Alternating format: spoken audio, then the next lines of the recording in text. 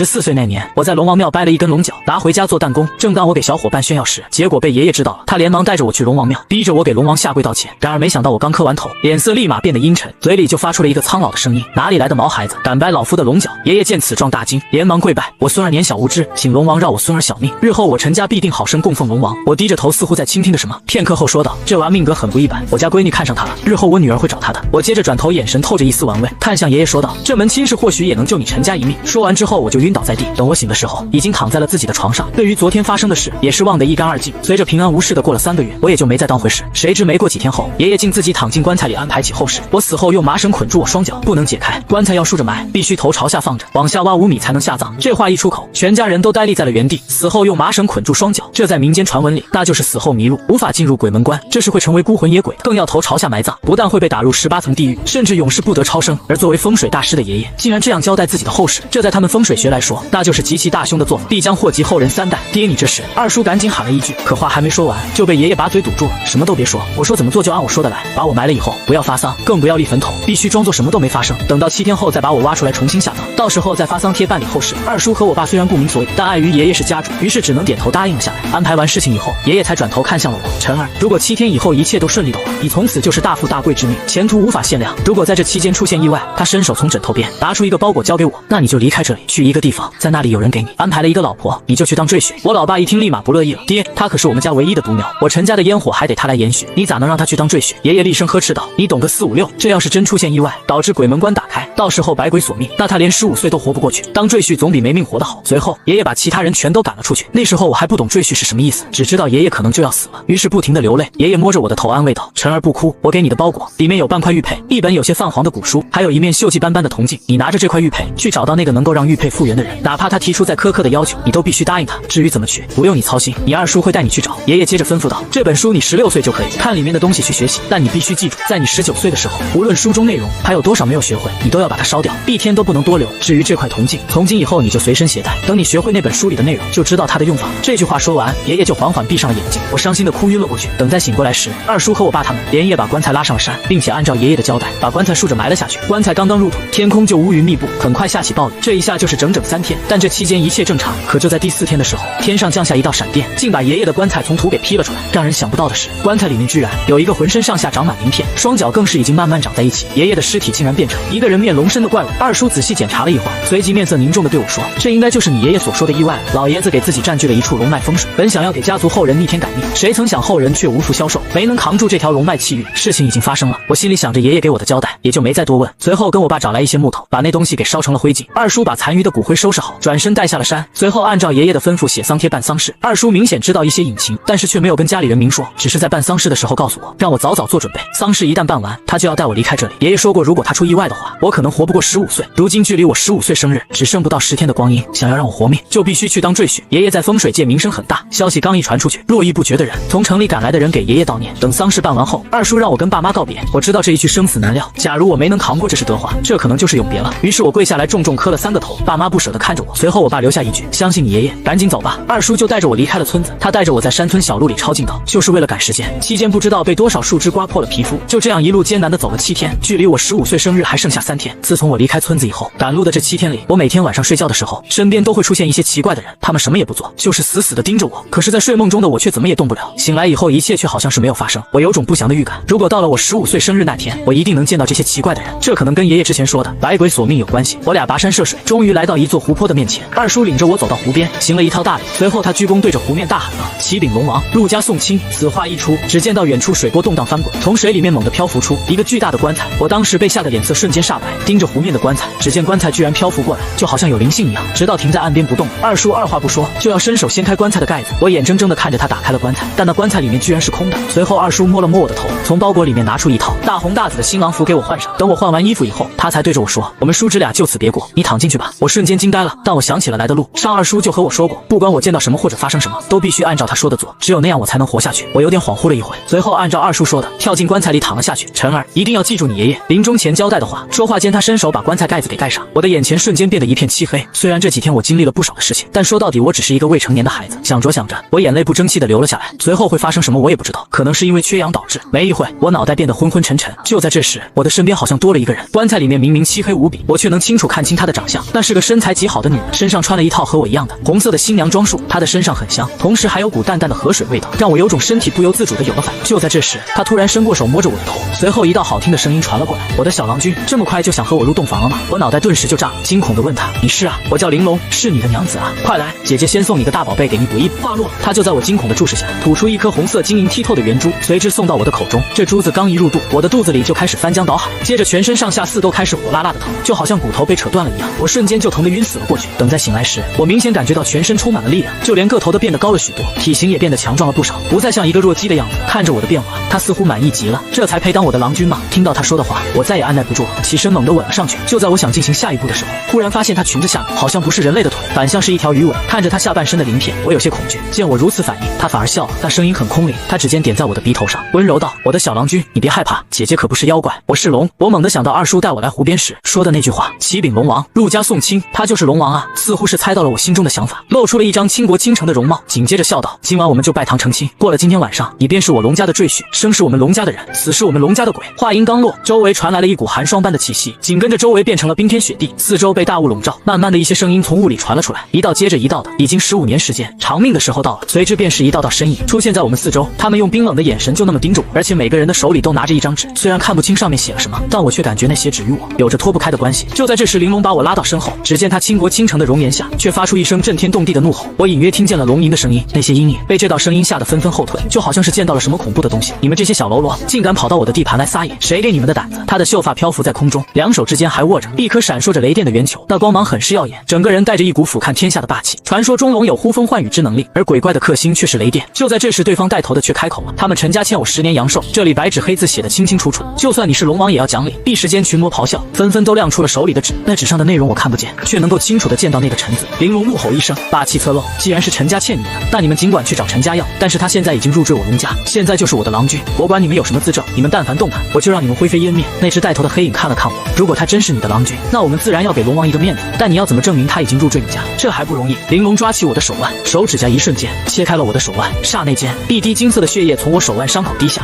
这小子果真已经变成了龙人，成了龙王的郎君。那个带头的满脸不可思议，咬牙切齿地说：“这小子既然有你龙王保护，那我等先告辞了。”说罢，他大手一挥，带着那些黑影缓缓地消散。我顿时松了口气，正准备去感谢玲珑，却听到了扑哧的一声，一个身躯软软的跌落在了我的身上。我扭头望去，才发现玲珑嘴角居然流着是金色的血液，赶紧藏起来。他有气无力地拉了我一下。就在这时，忽然传来一阵桀桀的冷笑声，周围原本变淡的雾气竟然再次浓郁起来。只见原先那些已经退去的一群黑影，这时候又重新聚集了过来。刚才带头的那个黑影满脸狰狞，差点让你们骗了。龙王你自己都是阶下囚，本来就自身难保，如今还想保别人，大家一块上，把这小子给我撕了！随着他一声招呼，数百个黑影咆哮着扑了上来。我赶忙护住了玲珑，本以为接下来我是被撕碎的结局，但却听到了一声声凄惨的叫声，那是鬼怪划破我的皮肤，沾到了我身上的龙血，金色的血液滚烫，犹如灼热的岩浆，把这些鬼怪烫得鬼叫连连。在我身后的玲珑看着群影，虽说我被封印在这里，但我的郎君可是龙家的女婿，根本不是你们这些闲散野鬼能够伤到的。为首的那只鬼怪思索了片刻，也罢，看来陈家已经和龙家定了婚约，这小子既然受了婚约的保护，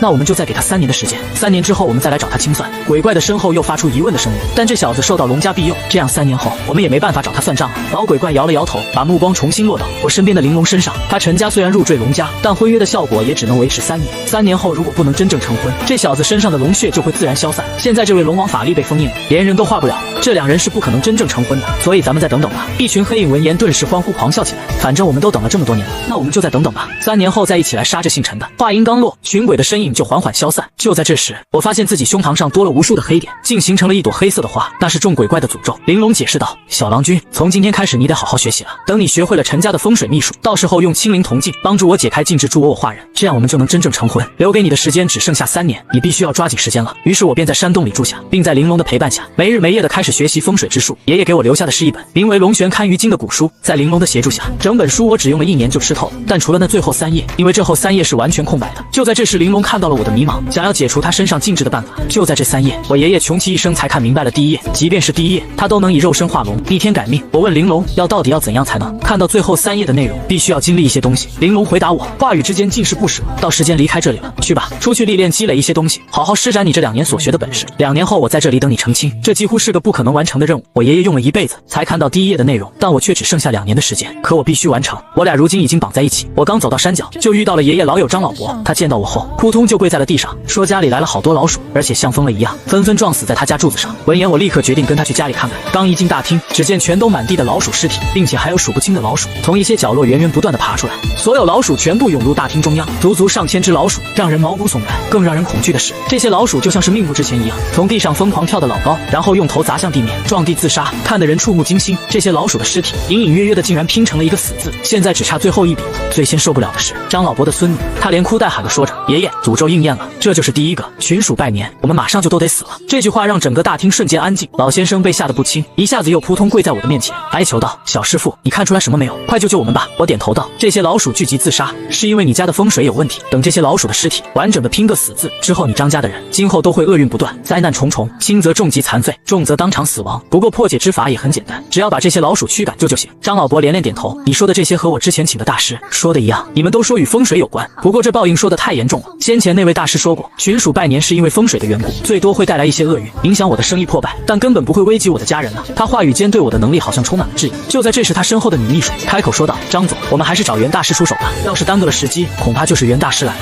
也来不及了。”听见这话，张老伯好像更加犹豫，然而管家却不等他犹豫，指着大厅中央大声提醒道：“大老爷，那个死字快要拼完了，我们没时间再去请其他人了。”同一时间，大厅中突然出现了一只硕大的鼠王，只见它突然跳得老高，然后用头一下撞在了地面，顷刻间鼠王满身是血，奄奄一息。张老伯看着鼠王，顿时汗毛竖立，焦急地对我说：“只要你愿意出手，我张家的东西你看上什么随便拿，一言为定。”得到想要的答复，我立马从怀中掏出古铜镜，咬破右手指尖，挤出一滴精血，随后用指尖在古铜镜上写下一个符文。这时鼠王马上就爬到那死字的最后一笔了。张老伯一下瘫坐到了地上，嘴中喊着：“完了完了，一切都完了。”女秘书隐藏在人群后，嘴角露出一丝得逞的邪笑。鼠王归位，局势已定，这件事谁来都不好使了。就在此时，我左手举起宝镜，向着大厅里的牌匾照了过去。只见那牌匾上陡然冒起一股青烟，突然燃烧了起来。女秘书见到这一幕，脸色却突然大变，整个人气得浑身颤抖。差一点了，就差一点了，诅咒马上就完成了。就在此时，大厅内所有老鼠突然倒地，直接死亡，无一例外。紧接着牌匾后突然掉出一团黑漆漆的东西，完活了，诅咒已经接触，希望你记得你答应的事。张老伯见状顿时松了一口气，他捡起那牌匾上掉下的黑团，仔细观察一阵后向我问道：“这是什么东西？”“紫河车，女人身体里的玩意。”我轻描淡写道。看见这东西，我心中的困惑顿时清晰了不少。正常的风水格局根本不会带来这么严重的诅咒，果然有人在这里做手脚。看着张老伯还处于蒙圈状态，于是我解释道：“紫河车其实就是女人的胎盘，这是一个连环诅咒，有人将这紫河车放在那牌匾下，这样就能引来群鼠拜年，而群鼠拜年形成的死字，则会导致你全家厄运不断。”张老伯闻言，他厌恶地将手中那黑团砸在地上。我回头打量四周，内府大厅牌匾那么隐蔽，可不是外人能触及到的，在场的人里面肯定有内鬼。我手掌轻轻扇动，将一股气味送入鼻子内，经过龙血加持改造，我的五感要比常人更加灵敏。这股味道，我顿时扭头看向女秘书，虽说她喷了香水，但紫河车是从母体里出来的，一些味道根本无法改变。我确信这紫河车就是来自这个女秘书。在我看向她的瞬间，女秘书立刻惊慌失措，脸色大变，但很快她面色就恢复正常，